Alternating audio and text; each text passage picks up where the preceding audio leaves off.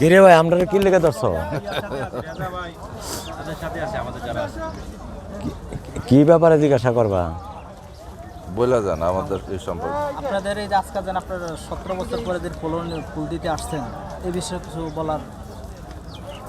না, আমরা প্রতি বছরই ফুল দিতে আসি, কিন্তু এই স্বৈরাচার সরকারের আমলে আমাদেরকে আজকে যেভাবে আমরা স্বতঃস্ফূর্তভাবে আসতে পারছি, যেমন আমাদের বাধাহীনভাবে বা আমরা এই মেন রুটটা ব্যবহার করতে পারছি, এই রুটটা ব্যবহার করতে পারছি, এটা আগে কখনো ছিল না।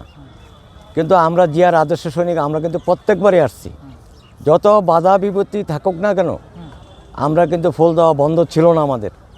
আমাদের এই ব্রিজটাকে সরাই নিয়েছিল, তারপর আমরা আসছি। এই সরকার যা বিদায় হয়েছে আজকে 3 মাস হয়েছে। আজকে এই দেশের মানুষ যেভাবে স্বাধীনভাবে কথা বলতে পারতেছে, মানুষ আজকে স্বাধীনভাবে চলাফেরা করতেছে। তবে আজকে সবচেয়ে বড়, আজকে এই স্বাধীনতা দিবসের দিন আমাদের অঙ্গীকার হওয়া উচিত যেন আমরা ভবিষ্যতে এই দেশে যেন আর কোনো স্বৈরাচার সরকারের কোনো দিন যেন আর এই সরকার ক্ষমতা আসতে না পারে, জমতা না আসতে পারে। এবং আমরা যে এই যে আপনার এই যে 5ই আগস্ট যে বিপ্লব, যে আমাদের বিপ্লব হয়েছে, যে আশা আকাঙ্ক্ষা নিয়েছে বিএনপির পক্ষে সম্ভব, সে আশা আকাঙ্ক্ষাকে বাস্তবায়ন করার পক্ষে বাংলাদেশে একমাত্র এখন দল, যে দল সৃষ্টি করেছেন শহীদ প্রেসিডেন্ট জিয়া রহমান, তার আদর্শে আজকে আমরা অনুপ্রেরিত হয়ে আজকে 54 বছর স্বাধীনতা, আজকে তো 53 বছর আমরা এখনও বাংলাদেশে এই দেশের মানুষের যে মুক্তির জন্য যে সংগ্রাম ছিল, সেই 71 সনের যে সংগ্রাম ছিল এবং 5ই আগস্টে যে সংগ্রাম হয়েছে, আমরা আশা করি যে এই দেশের মানুষ বারবার যে আন্দোলন করছে, বারবার যে বিপ্লব হচ্ছে, সেই বিপ্লব যেন এইবার আমাদের বিএনপির মাধ্যমে এই দেশের মানুষের মুখে হাসি পড়ে এই দেশের মানুষের গণতন্ত্র রক্ষা হয় এবং এই দেশের সার্বভৌমত্ব রক্ষা হয়। এবং আমরা সেই অঙ্গীকার নিয়ে আজকে আমরা এই বিজয়ের দিনে আজকে 16ই ডিসেম্বর আমরা আজকে শহীদ প্রেসিডেন্ট জিয়া রহমানের কবরে মাজারে আজকে আমরা ফুলের তোড়া অর্পণ করতে আসছি। আমাদের সকলেই ফুল দিয়ে চলে গেছে, আমরাও আমাদের আরও কিছু নেতা আছে যাদেরকে এখনও আসতেছে, আমরা তাদেরই অপেক্ষা আছি। আমরা ফুল দেব এবং আমরা শুধু এটাই আশা করব যেন অচিরে যেন এই তত্ত্বাবধায়ক সরকার একটা নির্বাচন দিয়ে এই দেশকে নির্বাচনী ব্যবস্থা ছাড়া কোনো সরকার বেশি দিন টিকতে পারে না এবং আন্তর্জাতিকভাবে সেটা গ্রহণযোগ্য না, এবং অচিরেই যেন একটা রোডম্যাপ ঘোষণা করে, তাহলে এই দেশ মানুষ একটা দিশা পথের একটা দিশা পাবে। যতক্ষণ পর্যন্ত নির্বাচনের কোনো ব্যবস্থা না হবে, মানুষ কিন্তু এখনও পর্যন্ত কোনো পথের দিশা পাচ্ছে না। কি হবে না সেটা মানুষ একটা সন্দিহানের ভিতর আছে।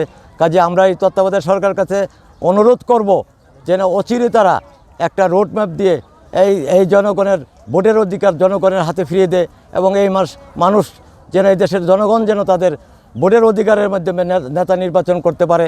এবং আমরা আশা ব্যক্ত করি যে ইনশাল্লাহ আগামীতে বিএনপি অবশ্যই দানিশ সিচির বিজয় হবে, এদেশে আবারও মানুষের মুখে হাসি ফুটবে এবং সেই জিয়া রহমানের যে আমরা যে ভারপ্রাপ্ত তারেক রহমান যে 31 দফা সংস্কারের মাধ্যমে দেশটি 31 দফা অবশ্যই বাস্তবায়ন হবে এবং এই দেশে আবারও কৃষি বিপ্লব হবে। জিয়া রহমানের যে কৃষি বিপ্লবের জন্য হাল কেটে যে কৃষি বিপ্লব শুরু করেছিল, যেমন গার্মেন্টসের জিয়া রহমান ফাউন্ডেশন করেছিল এবং বিদেশে আমাদেরকে যাদেরকে বিদেশে প্রেরণ করেছে প্রবাসী থেকে, শ্রম বাজার, জিয়া রহমানই এই প্রথম বাংলাদেশে বিদেশে শ্রম বাজারকে দখল করেছে। এই দেশের মানুষকে, কর্মজীবী মানুষ যারা ছিল, বেকার মানুষ যারা ছিল, তাদেরকে বিদেশে প্রেরণ করেছে।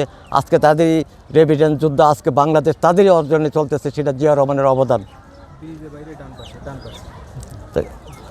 কাজে আপনাদের কাছে এবং দেশবাসীর কাছে অনুরোধ, আমরা যেন আর একটা সুন্দর বাংলাদেশ দেখতে পাই, এদেশের মানুষের জন্য হাসি পড়ে, মানুষ যেন তার গণতন্ত্র অধিকার আর এই জন্য স্বৈরাচার না হয়, আর যেন বাকশাল না হয়, এই আশাবাদ ব্যক্ত করে আমি আমার বক্তব্য শেষ করছি। আসসালামু আলাইকুম।